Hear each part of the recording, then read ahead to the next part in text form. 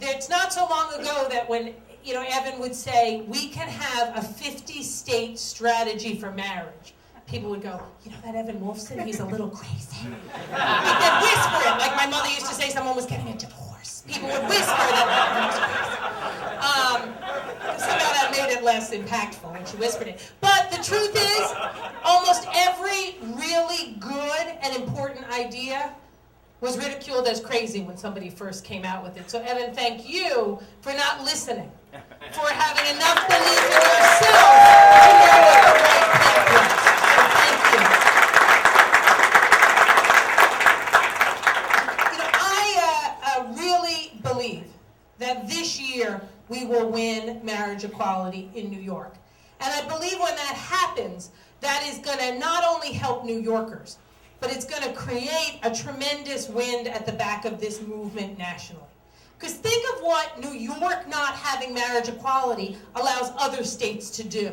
They can say, if New York doesn't have it, why do we have to have it, those crazy liberals in New York? So it's critical that we get this done, and I believe we will. And look at the facts.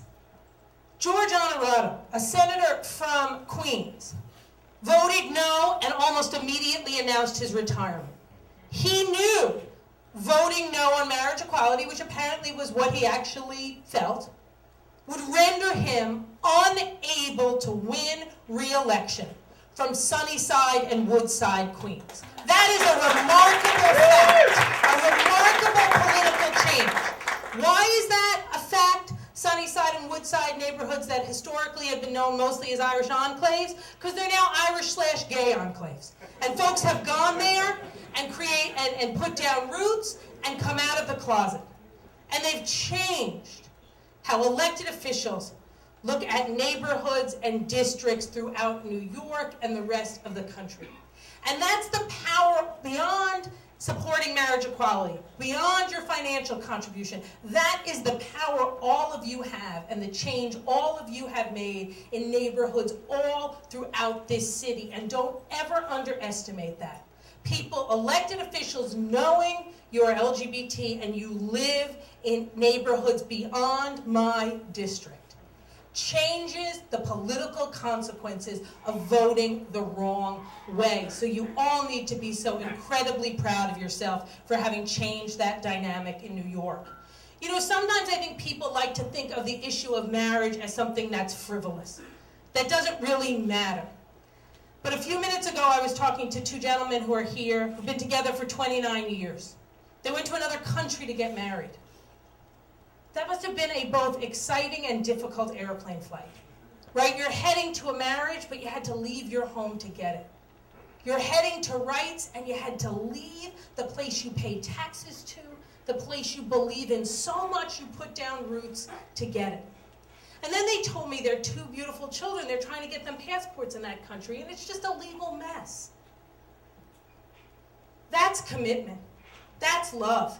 If you are willing to fight so hard, to push through the pain of having to leave home to get married, the difficulty of fighting legally to get your children a passport, that is love on an enormous and substantial level. And it's the kind of love Mayor Booker just referred to, and it's the kind of love that at the end of the day, our opponents cannot appreciate. See, they think this is politics. They think this is a game. But what they don't realize, this is about our souls. It's about our humanity. It's about who we are. And that simply can never be denied.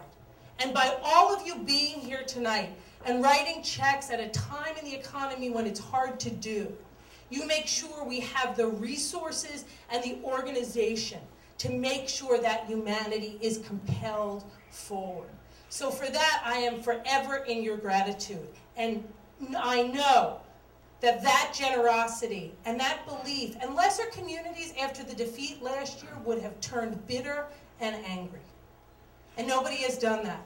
People have digged down deeper, given more, and worked harder. That is what our opponents simply miscalculated. They thought we would walk away and be mad.